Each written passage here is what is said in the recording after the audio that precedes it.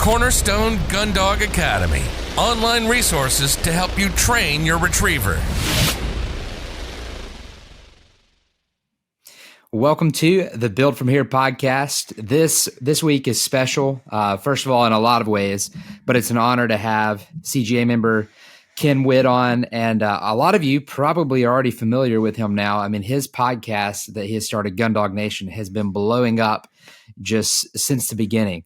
He's got an amazing message, an amazing story, and I believe the community that he is building is partly why that thing is blowing up so much, just because it's gathering the right people. So, but you're going to get to hear on this episode the background, his story, because not only is he starting his own podcast, and really beyond that now he's crushing his own podcast, but he's also a CGA member, and he's been with us for a hot minute, maybe since maybe one of the very first members. So I'm a founder. That's right. Member. Yeah. He's a founding member. So welcome aboard, Ken. How are you doing this morning? Great. It's a huge honor. And I texted Josh earlier and said, hey, this is my first podcast as a guest. So this is a really weird, great honor. And, you know, even though I've been a member of y'all since the beginning in 16 or 17, whenever that was, I told Barton on the podcast, it's like, hey, you know, I didn't really think that was for me. I just joined it because I like Barton and I always drink the Kool-Aid, the Barton Ramsey Kool-Aid, you know, and I've been a follower of him. I tell him it's cult-like. But so anyway, then later on, I was talking to Barton years later. I said, man, I want to be a pro trainer. You know, or not a pro trainer. I want to be hardcore trainer. He said, man, you got Cornerstone. Don't you use it? I went, well, and that was the beginning. I was like, you know, I need to use it. I paid for it. But I will say I got a bargain. You know, y'all, if you knew what I paid for it now, it was a steal. But that was the reason when it started. But I've been all the way through it, got the certificate for it, literally. And I refer people to it all the time. Just got a buddy of mine, I think, who probably joined last week. That's amazing. Yes, we can talk. But I'll let you go, Josh. You know me, I can rattle all day. Yeah. Well, you know, Ken, you're a really interesting gentleman. I would love just for people to get to hear some of your background. I mean, we've known you for a while, and every time I get on the phone with you, you tell me these crazy stories that are just, it's kind of crazy how it all like falls together. So you just seem to have this draw to you to get to some really cool situations, and things have just worked out in some pretty crazy ways. But where did let's go way back. Where were you born? Where did you grow up? And we'll go from there. I was born in Lexington, Kentucky, but Hyden, Kentucky is my home. We just, you know, my mom went down there because it's a big hospital, and we live in a southeast Kentucky in the mountains. I'm right next to Harlan and Hazard. I can be in Virginia or Tennessee in, you know, probably 45 minutes from my home. So very rural background, very isolated, you know. Father was a musician. My brothers are musicians in Nashville. My grandmother was a pretty well-known organ and piano player in our county. So I grew up around music and later became a banjo player. And I thought, you know what? I better have a day job. Bluegrass is not going to pay my bills. So I went to straight out of high school at University of Kentucky, undergrad, graduated 91 with a degree in political science, history, and education. Excuse me. And I went to law school at Northern Kentucky University, graduated in 94, took the bar, and practiced law in Kentucky. Got a Tennessee license also to probably, well, I was elected county attorney, county prosecutor in Kentucky, the same thing in 98. And I think at the time I may have been the youngest or one of the youngest ever elected in Kentucky. Wow. Somewhere in that range. And that's what I was told. And then the next term after that term, I ran for county judge executive. So I did that one term. And when it was over, I was like, you know, I don't know if I really want to start from scratch and build a law practice again. And I became a landman in oil and gas, and it led me to Pennsylvania for Shell Oil for 2 years. I did 3 years for Consol Energy, Tennessee and Kentucky, East Kentucky, East Tennessee, and then moved to Midland, Texas with Shell in 2012. And I've been here in Midland ever since. Wow. You know, yeah, that was my history. That's amazing. And you did a stint in the military as well. Yeah, I was in the Army, reserve and active. I was a JAG Corps, and I went to airborne school, so I am a paratrooper, and was getting ready to go to air assault school in tore my bicep tendon, so I didn't get to. I got washed out. Wow. And then, I was a reservist at Fort Campbell. I was activated for Enduring Freedom, and I got out 94. Wow. Wow. Yeah, I was so as soon as I was elected county judge, I think 5 weeks I was deployed. But luckily, I stayed stateside, Wow. Campbell, and I went to Indiana too. So, but I was a JAG at that time, so not non-combat. Wow. Yeah. Wow. So that's just crazy, all the different backgrounds. So how did hunting fit into all this? Obviously you grew up kind of in the country a bit. Is that where it all started, or did it come later in life? It's interesting. So my dad was a hardcore musician. So he'd hunted some, but he wasn't a big hunter. My grandpa, who lived beside him, he wasn't either, but he'd always worked horses. And what got me into dogs is, I think even at the time I lived beside my grandpa, he didn't have his own dog. I swear, but people, we lived in Hyden. There was no leash laws, no fences. Everybody's dogs ran around the street, and he would have neighbors' dogs doing tricks. And I just thought, I was amazed, and then I got a dog, and he had that dog doing everything. And I just was like, how do you do that? So fascination that never changed. And then probably got out, and I started hunting I hunted hardcore in high school. So two of my best friends growing up, Mark Baker and Craig Sizemore, were big. Their fathers hunted heavy. So I was with them all the time. So started squirrel hunting and heavy. Mark had a coon dogs, Walker, and we started coon hunting some. I did with him, but we live in the mountains. And if you chase a dog that running deer, which is what they did, you'd walk for days. Literally Wow. You'd walk all night trying to find that dog. And back then, I don't think we even had a transmitter, the old transmitter. So walking it straight up and down, if you've ever been in Appalachia, that part of Appalachia, we don't have valleys like East Tennessee has. We have hollers. So it's straight up, straight down. Wow. You walk that about 4 or 5 hours at night and no sleep.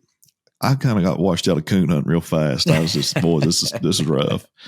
If they hadn't ran deer, it probably would have been a different ballgame. So wow. Later on, I think it was my cousin Todd Horton, about like a brother to me, and he's like, Whit, man, you love dogs, and you love to hunt. Why don't you hunt with dogs? And I was like, wow, yeah, why don't I? So I think that's when I got into rabbit dogs, beagles, and squirrel dogs. Had some squirrel dogs, and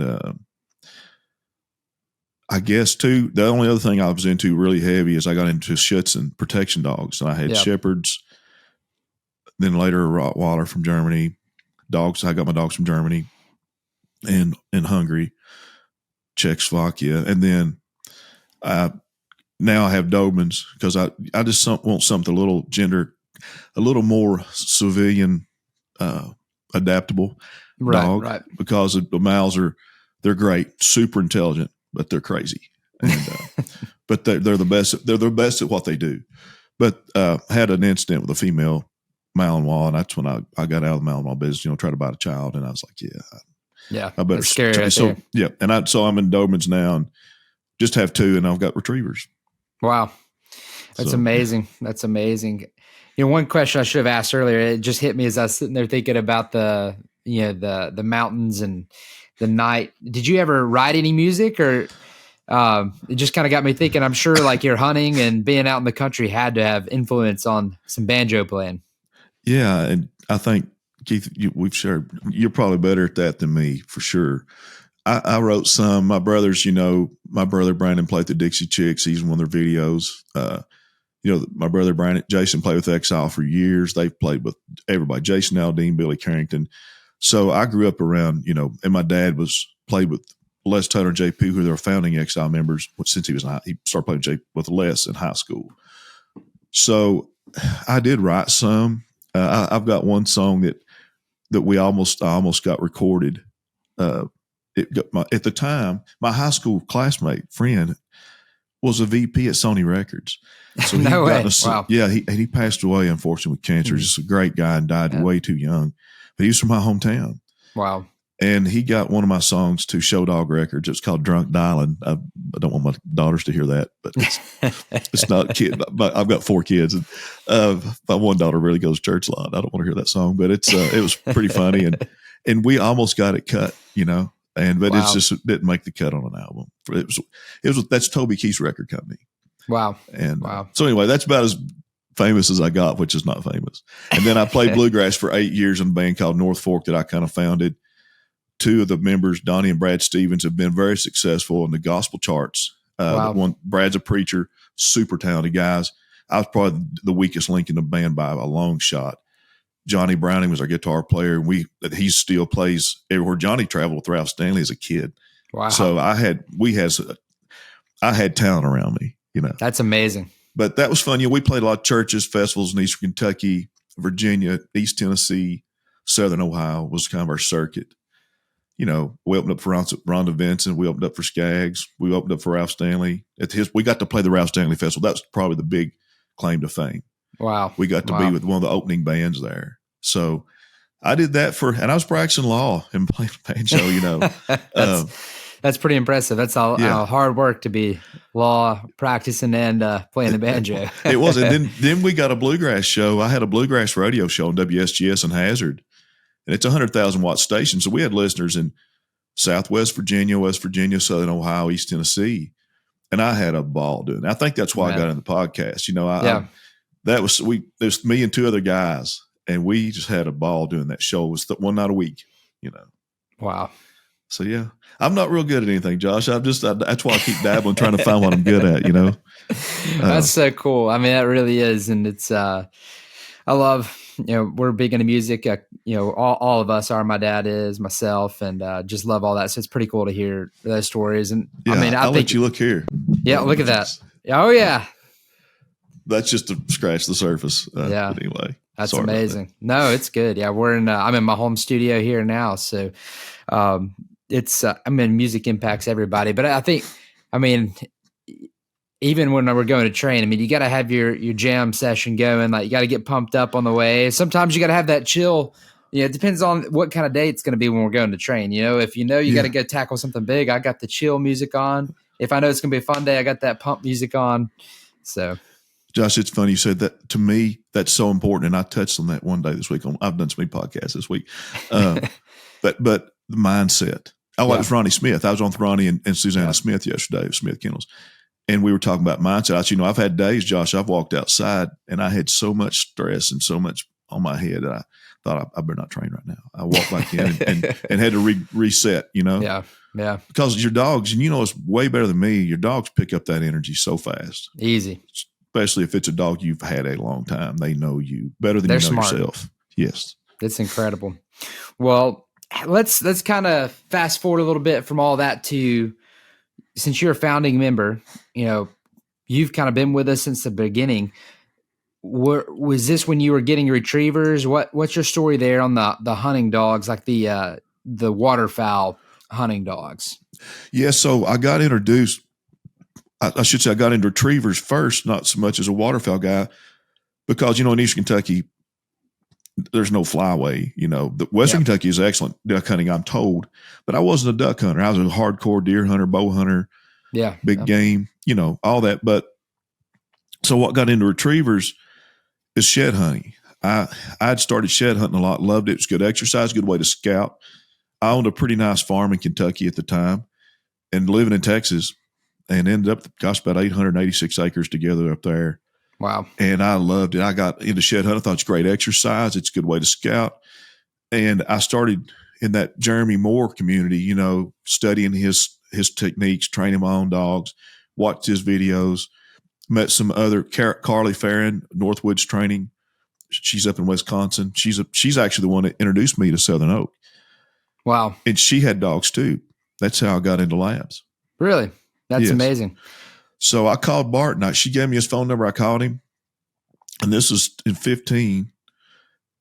And I put a deposit on a dog, which in a year in advance, he had gotten. The dog was named Jet. He bought it back from me. There's a storyline to that. It's in our podcast. But that was the first. And then before Jet was even conceived, I bought a dog named Pace off of him that was already started. And anyway, that's how I got. And then I just, these dogs I was getting from Southern Oak, and I had a Wild Rose dog, was one too. But and it was a good dog, a really good shed hunting dog. So I trained, and then posted an Instagram picture and ended up somebody offered me some really crazy money for one of my dogs that was shed hunter. Wow.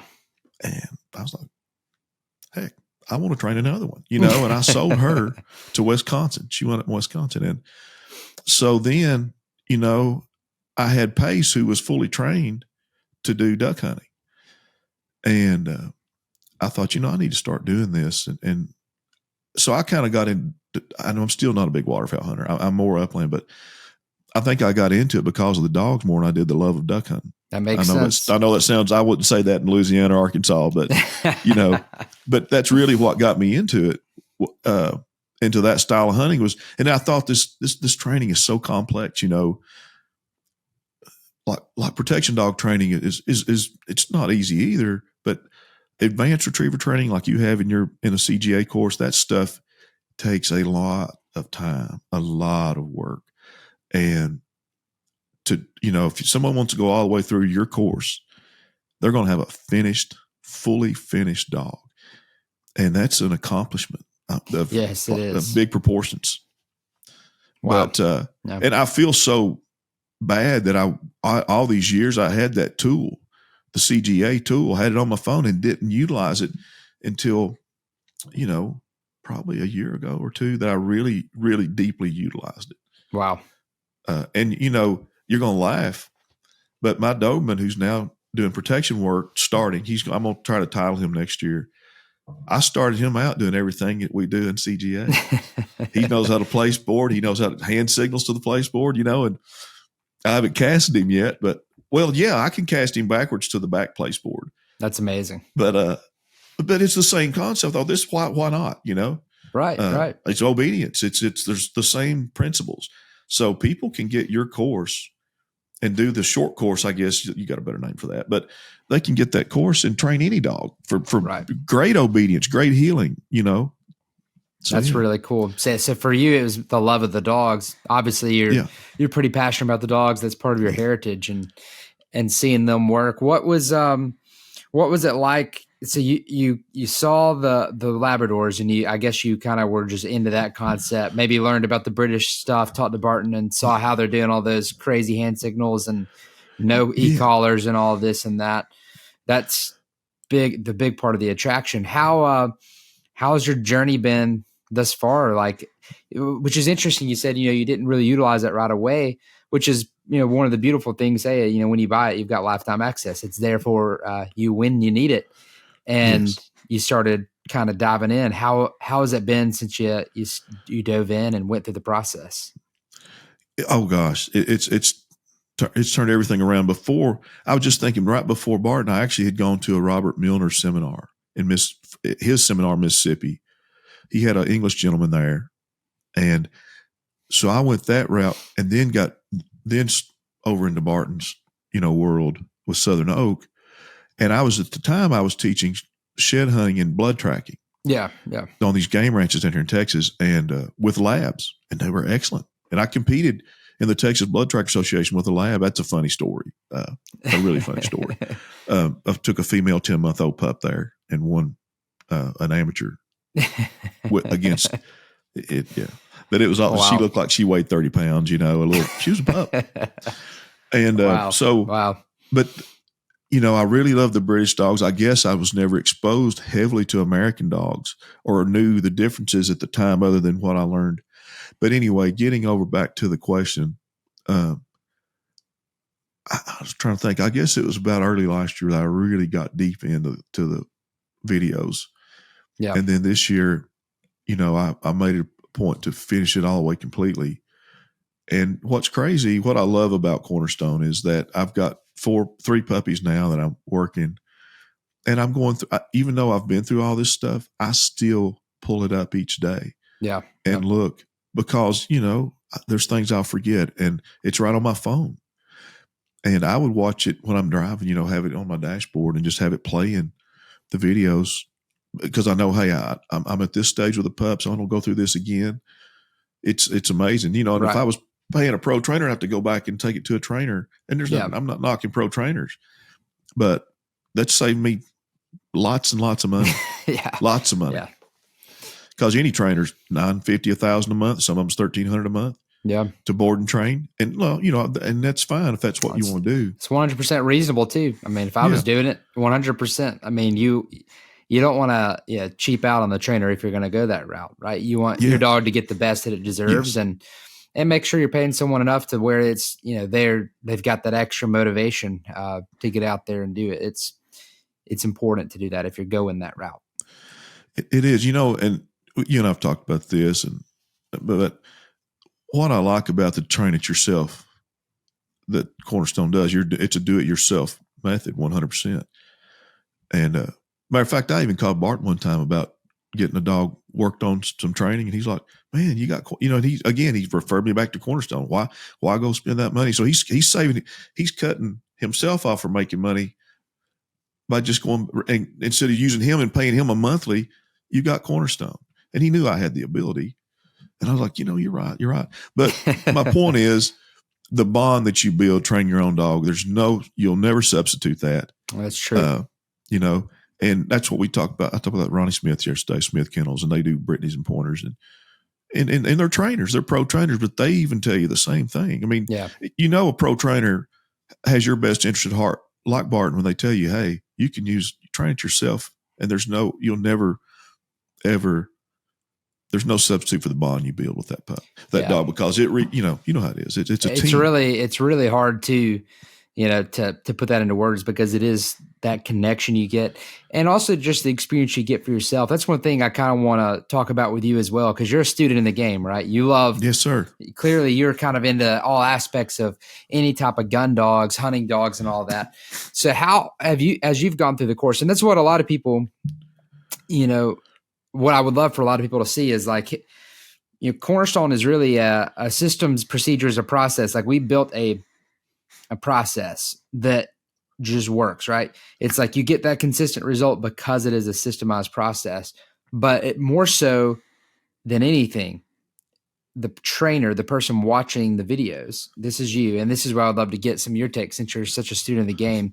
How do you feel like you've grown let's just put the dog aside for a second and just talk specifically about the individual as you've gone through, watched the videos, and studied. What is any eye-opening moments for you so far? What I've loved about it, Josh, is the troubleshooting I've learned when I hit a snag. Yeah. And what I love about what you guys did, and I've told people this, me and your dad had this conversation. You all used a dog through the entire process, from puppy to the same dog. Yeah. And when I watched that pup, I told you, Dad, I was like, oh my God, I want to kill that dog 2 or 3 times. I was like, that dog's, it's insane. And I know what it is. It's that high drive, crazy intelligent high drive. Which, what's funny is that's the dogs I want now. Used to I didn't. I wanted a lazy dog. But that's not what I want when I hunt. When I tailgate drops, I want insanity. 100%. I want managed insanity. That's what I want. That's a good way to put it. Yeah. And so when I saw you working Violet, I thought, that's managed insanity. That dog's got, and I actually was thinking, man, as it went on and progressed, I thought, man, I want that dog. If he'd sell me that dog, But so for the listeners, Josh could have used a much easier, kind of more trainable dog that didn't mess up. And what else he could have done? He's good at video. He could have edited that stuff out. There's stuff I was like, man, I can't believe Josh didn't edit that out. But you know what? Then I realized this is genius. He's showing what goes wrong in training with every normal guy and gal that trains. Yeah. And it's not this perfect world. And your dog's not going to do everything perfect. And every day, that pup who looked like a rock star Monday to Wednesday, on Thursday, she goes off and runs out in 10, in the weeds 100 yards away, and she's gone. Gone. And that happens. That's what real dog training is. And learning how, and then watching how you receive her. Like, when I was young and fooling with dogs and a dog ran off, he'd come back and I'd scold it. Well, what did that do? It's never going to come back to me again. Because why? It's going to get its butt whipped, or that's right. It's going to get screamed at, So watching how you handle that, then I think, yeah, that's what you do. So the troubleshooting to me in times of, and that you almost troubleshoot every day.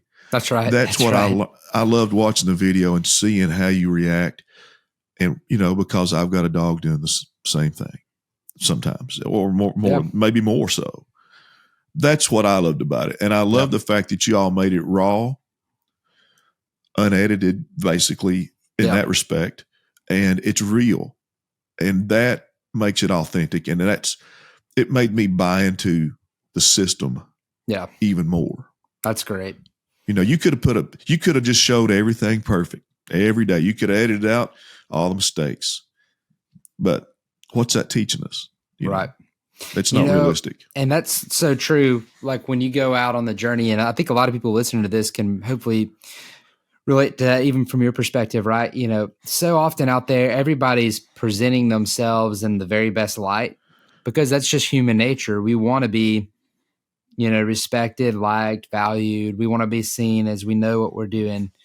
But inwardly, nobody really always feels that way. And that the fact is, like, hey, inwardly, like sometimes there's this imposter syndrome. Let's talk about that for a second too, because as a first-time person to train a dog, and I'm just generally talking now, but you can go back on any of your experience, whether it was the Beagles or whatever.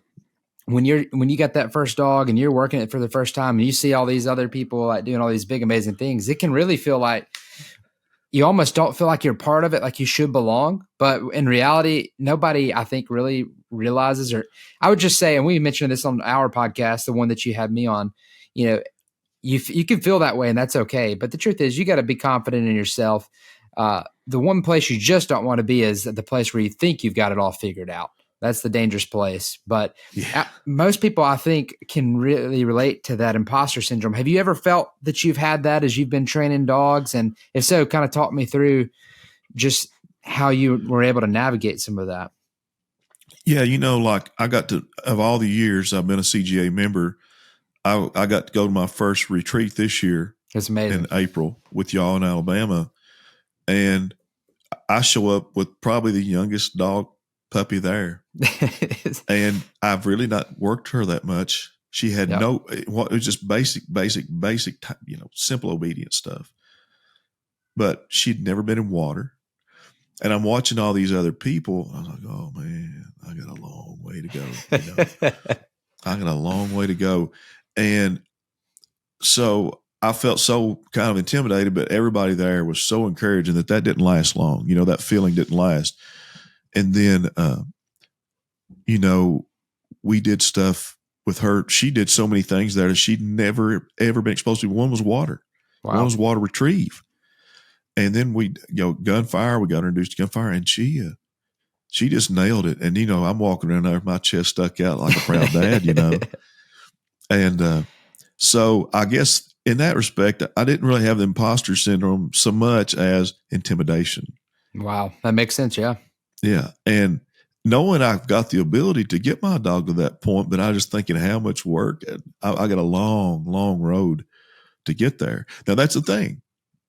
If you're going to commit to this, it's not all roses. It's a work. It's patience, persistence, consistency. I mean, you preach all this stuff. I listen to your sermons every video, and it's you just got to know that going into it and just take it day by day. I think that's my best advice. If somebody's going through CGA, it's just take it one day at a time. Sometimes it's not good to go look at these dogs who are doing all this stuff because you're like, you know what I mean? Yeah. Because you want to be there, but 100%. you don't want to jump steps to get there because then you're ruining the foundation. And that's why your course, you call it the best word, build from here. Yeah. It's building a house. So, I know I want my dog to do I want my dog doing blind retrieves with hand signals. But my dog's learning how to get on place board, So I can't, that's my goal, but I want to look at today and what I do the next day and the next day. That's right. And so I have to repeat that build from here in my head when I'm training puppies. That's right. It really is putting one foot in front of the other. And we talked about that on a recent podcast. In fact, the tip that's going out this week actually talks about that, hey, everybody can take that next step. It's literally just, you got to put the next foot in front of the other, because if you're thinking too far ahead, but you're comparing where you're at now and you're starting to feel bad about that, that's a problem, because that impacts the mental aspect. That impacts how you train. So it really is kind of a trainer mental game. You've got to be on your beliefs got to be right.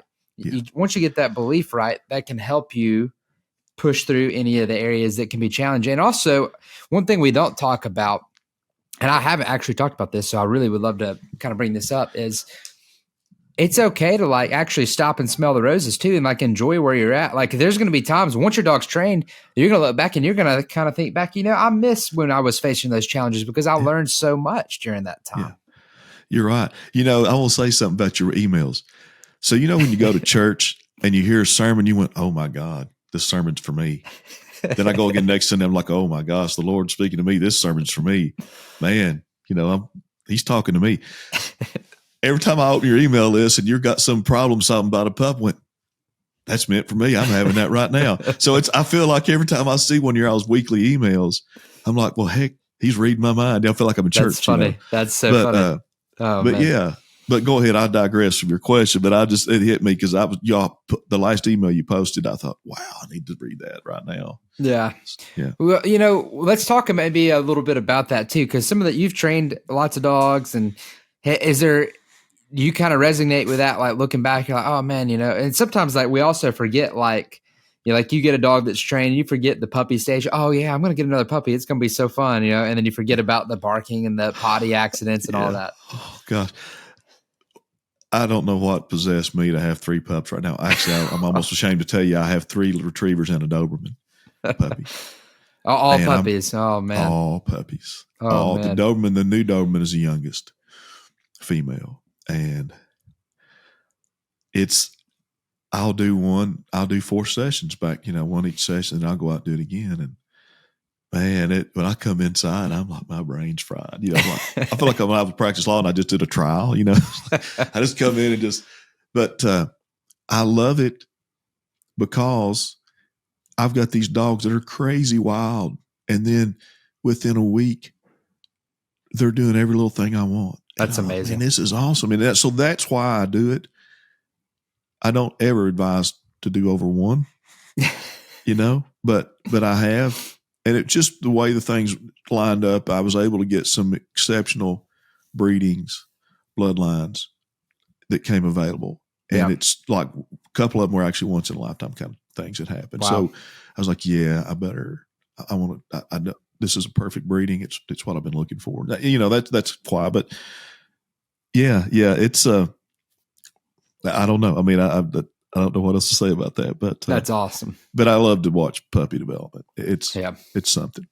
You learn they're so a lot. raw. It's like molding clay, like a potter. You've got a lump of clay that looks like a blob, and you're just molding it every day to your finished product. And there's no satisfaction like finishing Cornerstone and having a dog finished that you finished. I don't think there's any substitute for that. Now, or does that make me a better trainer than some pro trainer who works with like 5 dogs a day, 7 days a week, 5 different personalities? No, I'll never have that kind of experience and exposure, but I still learn a whole lot, Right. Yeah. And you get that bond, which is irreplaceable. And it's that, and that you and that dog have that bond. And then it's those special memories that you get to share that you just can't replace it. You can almost measure your life by dogs. If you look back and you can go through your seasons of life, hey, I had this dog when I was a kid, or I had this dog when I was first married or whatever. And it really is kind of crazy how you can look at your life and remember the different dogs, and that helps you kind of remember the different seasons of life. It is. We talked about, me and you and your dad, when I was forming this podcast, that, we were trying to think about, what messages do I want to, put out there?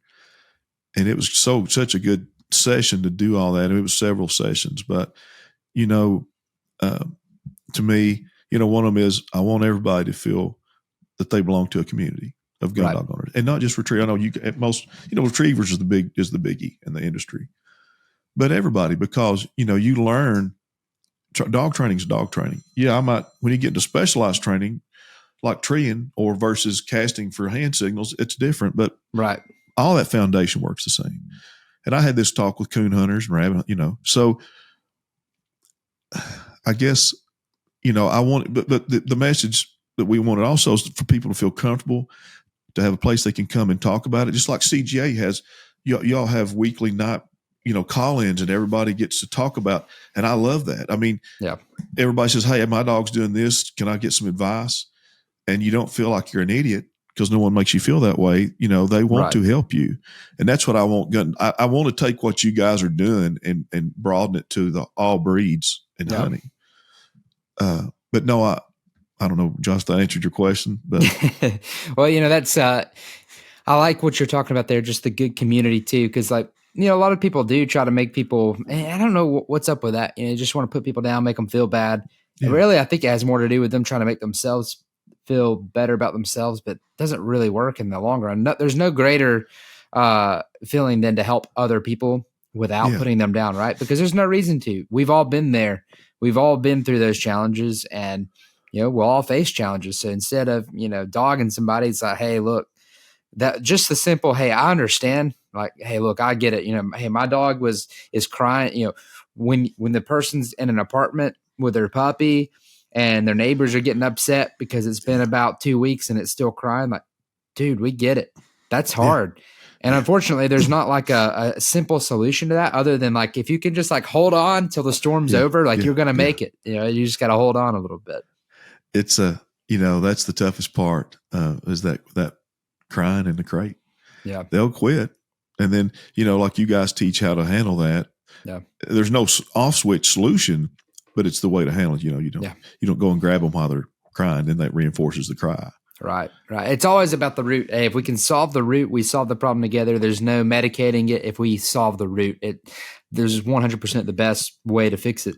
But I do want to talk about one thing, and then I would like to kind of talk a little bit about Gundog Nation a little bit, and maybe just share with everybody some of your passion. But we kind of talked earlier about the early phase in your training all your dogs using Cornerstone, especially in the foundation, even your dogs that are not going to be gun dogs. But one thing I kind of wanted to talk about is we also hit on the fact that like when you're training, like we all want to get to that finish stage. We all want to have this great dog, but you as a trainer, and I want to focus more on the individual person that's doing the training right now than necessarily the dog. But there's lessons that you have to learn as a trainer during that period as well. If you don't learn them, the big dog stuff becomes more of a challenge later. And it's like simple stuff like learning to read your dog, learning to communicate with your dog and without being in a hurry, right? Because communication's everything. If you want to be able to do 200-300-yard blind retrieves, but you can't communicate with your dog at heel, you might as well kiss that goodbye. Yeah, you might get a 200-yard blind, but if you want consistency in your dog training, you got to get all these lessons right here. This is kind of a hard question maybe to ask you, but I'm going to ask it anyways. What has been one of the biggest lessons you've learned as a trainer in that phase, whether it's, the early obedience or all the way through the fetch phase of training, right? Because that's all the foundation. That's what is the building blocks of a good gun dog. Is there any lesson that stands out to you, whether it's reading a dog or whether it is, delaying your response just to observe your dog? Is there anything else that may stand out to you? Yeah. I know I took Maverick, my older lab, to a club, and Maverick's a rock star in my opinion. He's a Southern Oak dog, and he's the one I've got in South Dakota right now. But anyway, he was going to go out. They had a dummy from a launcher to go and hit in the water, something that he'd done a million times. He takes off, and it's like he didn't mark it. It just froze, got down the water, and it went into some reeds, marsh at a pond, and I was sitting there going, what is wrong with my dog? What the world is he lost it? A guy in the club who's a very experienced guy, and he's like, yeah, he's never been here before. He didn't know these dogs, and I was like, it's like he's lost all the training he's ever had. Wow. And then, they were like, no, here's why, and explained it to me. And then right before we left, I said, guys, y'all let me care to run him one more time. It'd been an hour because there was a lot of people there. We did the same exact launch, same place. He nailed it. Wow. And it was just that it was new surroundings. And that's common sense, right? I mean, you should know that. But see, Maverick's trained in so many different places. Why here? Why now? Why has my dog just lost everything he's ever learned? is that what happened to my dog? And that's stuff that Cornerstone, that you have those days, and you just got to learn to observe your dog, figure out what in the world is going on in his head, and then understand it. And I learned all that from Cornerstone, even though it had never happened to me in public. Right. If that happened to me on the training grounds, and I could have just processed it, but I was worrying about everybody else. Like, this ain't my dog. It's like your son that performs badly at a ball game, and you're like, So, yeah, I mean that was one thing I thought. I know this. Why am I even doubting him? Yeah. And but when he went back at the end and had the validation, and he did exactly, he went straight line through the marsh into the water. Wow. Just like that. Came back like a rocket. That's my dog, So that's going to happen. And, you got to realize I've not been to a lot of tests and stuff yet. I'm new at that part of it. That's what I'm doing now. Right. So now I know, I know what to expect.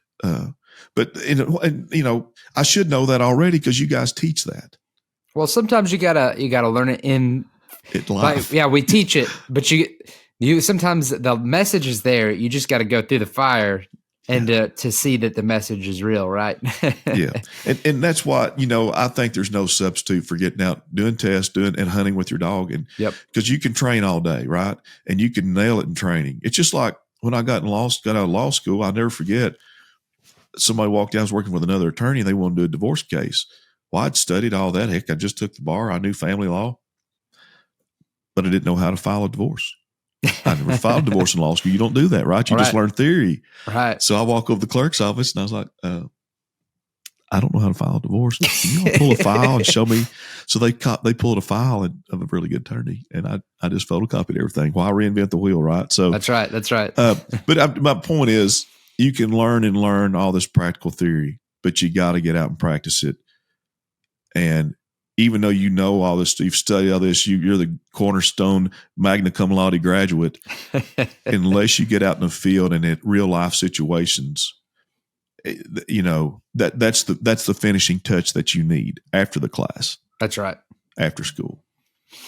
Oh, that's really good. That's a great point. I love that. And it's the truth. You just got to go put it into practice, right? And and you got to be like you said, you got to be unashamed. You got to be willing to put in that work. And even if you feel uneasy about it, just do it. And you'll see it unfold. You'll see it work out. Yeah. And even, like I said, even Maverick's a rock star. I mean, he's up there doing upland hunting, never seen a pheasant. The guy, Scott, texted me. He's like, he's great. He's great. Wow. And I was like, and he is, but still he can go somewhere in that scenario and just everything's lost. Yeah. So and you're not going to do that. You're never going to figure that out until you do it. Wow. That's amazing. Well, let's, before we kind of wrap up, and then we'll ask the final question that we ask everyone. I would like to just let you share a little bit about Gundog Nation. I remember you calling me about this idea, and I was like, I think this is an amazing idea. I think you need to do it. And you were well on the way, and now you're really well on the way because it's actually in action and it's happening like crazy. I think we should have another episode of that releasing as we're recording this one. So pretty stoked about that. Where did the idea of Gundog Nation come from? And, what are you hoping to be able to share with people, and what are you hoping to be able to help people accomplish? So I listen to lots of podcasts, Cornerstone, The Lab, Chris Rudd. I've been listening to lots and lots of podcasts, and I'm a sponge. I read everything I get my hands on, dog related videos, training, seminars. And I wanted to do something. I thought, man, I would love this. I don't have a lot of talent in this life, but I love to talk dogs with people. And I'll get on the phone and talk to somebody in Wisconsin or wherever, South Dakota, about dogs and talk for 2 hours. And it might not be labs. It might be whatever, my protection dogs. So I thought, how could I use that passion and do something that's different, but still is a benefit to people? And so the name hit me just driving down the road. And the nation part out of Gundog Nation came because I'm a University of Kentucky grad and we're the Big Blue Nation, right? So that's right. I thought, that's what I want. I want people to feel And then you guys, Keith and Josh Parvin, did so much for me bringing this together into a concise ideal, because my mind works in like crazy and weird places, and I'm all over the place. But you all really are, I owe everything to you for getting it toned in and creating a theme that's real, that I really want to have, not just a fake theme that we write down. It's just lip service, right? I want to believe what the theme is. So the theme is, we want to build a community of people who can come together, feel confident, and not worry about, if they got questions, they want to learn about dogs, they want to learn about training. This is a place for everybody to come to. And the website's up. It'll be more so. We'll have people join email letters and stuff. And hopefully by next week, that'll be ready to go. Amazing. And we can have email list. People can chat, have forums, and talk about stuff, feel comfortable, feel like they belong to a community. But also, and I'm going to touch on this, I've got a guest coming on from Raglan Gun Dogs. He's a dentist up in Illinois. We're going to talk a little bit about the politics, and I try not to do that. But let me tell you, you go to England, you go overseas, there's no e-collars. I was told that a certain friend of ours once filmed a trial, had videos, and those got requested to come down quickly because the animal rights movements in these countries. We know that these countries are much more liberal in Europe than we are here. So I want to preserve our heritage. Gun dog hunting is a tradition that goes back centuries, and it's a way of life. It's a passion. So, and that goes from coon hunters to duck hunters to whatever, any way that you hunt game with a dog. And we need to be aware. We need to come together as a group. How it is. I had this, my buddy, friend of mine's son was the 2024 coon dog champion. And we were like, I remember back home, you were either a red bone guy or a black and tan guy or a walker guy or a blue tick guy, and everything else was trash, right? and it's like, well, heck, I've got my own biases in retrievers. I don't want a silver lab. And I actually am a purist. I like yellow and black. People's got chocolate labs, and they're some of them are rock stars, but I'm a purist. That's just me. I'm old, whatever. So, I want to put all that aside. And it's something I told Bart. I stole an idea from him too. He's always wanting to build bridges and try to, we people argue about what kind of camo you wear and stuff. They do, yeah. That's foolish. It's very true. We need to come together. That's right. As gun dog owners and all breeds, we need to come together and be a group, be a community, and preserve our heritage. That's and be aware of social policies that might take that away. We use guns in events. We use birds, animals, dead birds in events. And if you think that can't be taken away with a stroke of legislature, you're wrong. So being aware of that stuff and sticking together, educate. Also, I want to educate gun dog owners about nutrition. I try to mention nutrition and health every podcast. I try to, and also I'm going to have a Texas A&M vet about this new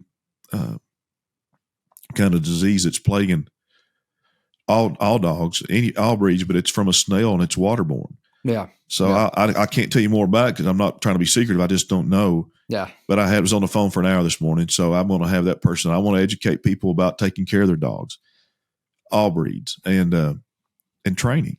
So what I enjoy about Gundog Nation is I have people like you, like Chris Rudd, like Barton Ramsey, like Ronnie Smith, who have more experience in their fingernail than my whole body about dogs and training and nutrition and working dogs. So every podcast, I'm a student. I'm listening to, man, wow, I'm writing this down. I listen to the podcast several times because they've said a lot of stuff that I want to know as a trainer and as an owner.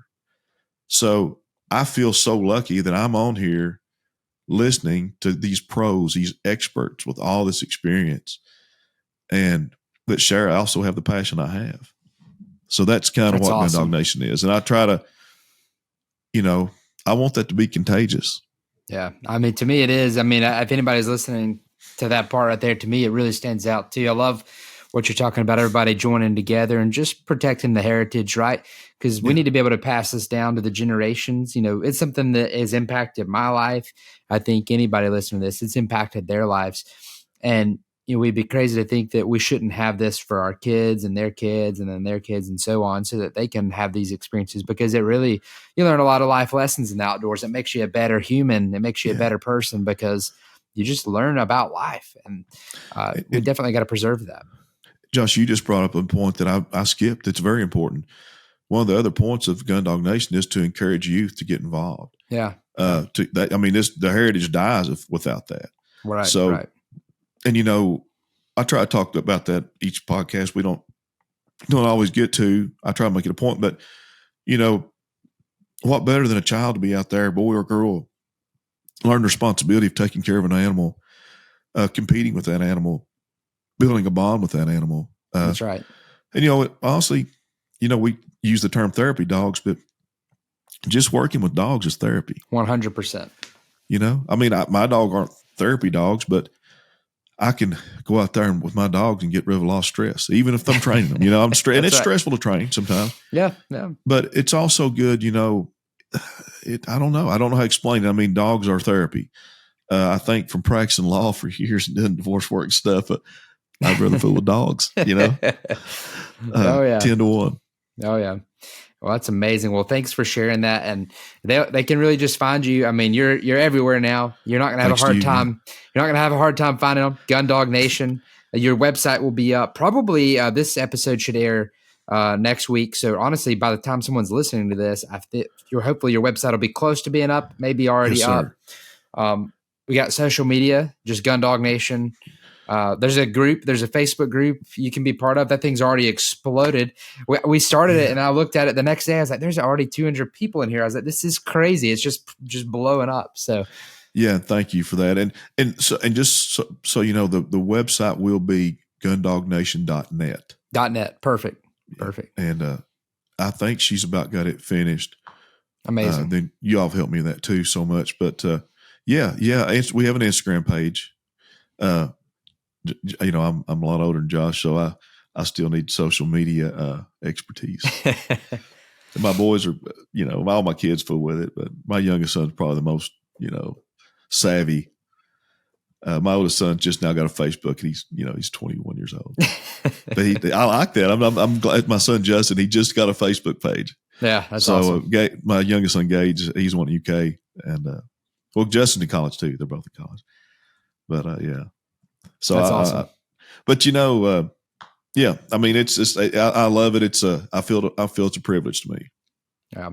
Well, that's amazing. And if you're listening to this, go check it out. He's already got some amazing episodes up, and there's more to come. And the roster you've got coming up is just amazing. So you're going to want to listen to the episodes. It's really cool. Pretty stoked about it. Yeah. I get so excited each time I have a new one, and it's all different. I don't have anybody that's got on there and said the same thing as the last person. That's awesome. What I'm trying to do. That's awesome. Well, this episode has been a pleasure. It's been a pleasure to have you on. Amazing to have you as your first time being a guest, which is incredible. What would be just some final words? And I love to ask this to everybody, just because one of the things, like you said, we always we want to pass down things that we learn. We want to help other people, right? What would be some way that if you were talking to somebody right now, just having a conversation with somebody that was brand new to this, what would just be like one thing you would encourage them to do or to think about, or just one piece of advice you would share? Like if you were shaking hands, like, hey, we got to go, this event's over, we'll see you next time. What would be some final words that you would share to someone? I guess training being my primary thing. When you're training a dog, just be consistent, patient. Yep. I'm not a patient person naturally, so that takes work. And just read your dog, read that pup, try to figure out why it's not doing what you want. And it probably is that it doesn't understand what the command is. I think that's the most basic fundamental thing in training. That sounds easy, but it's not always easy to do that. That's right. That's amazing. Well, Ken, thank you for hopping on. It's been a pleasure. It's an honor to have you on, and I'm excited to see you continue to help preserve heritage and grow a community of people that can just connect and really enjoy, their gun dogs. I love it. Thank you so much. It's been a great honor being on here. It's my first guest podcast appearance, and I feel very fortunate that you asked me to. Thanks for listening to the Build From Here podcast. To learn more about retriever training or our podcast, visit cornerstonegundogacademy.com/podcast.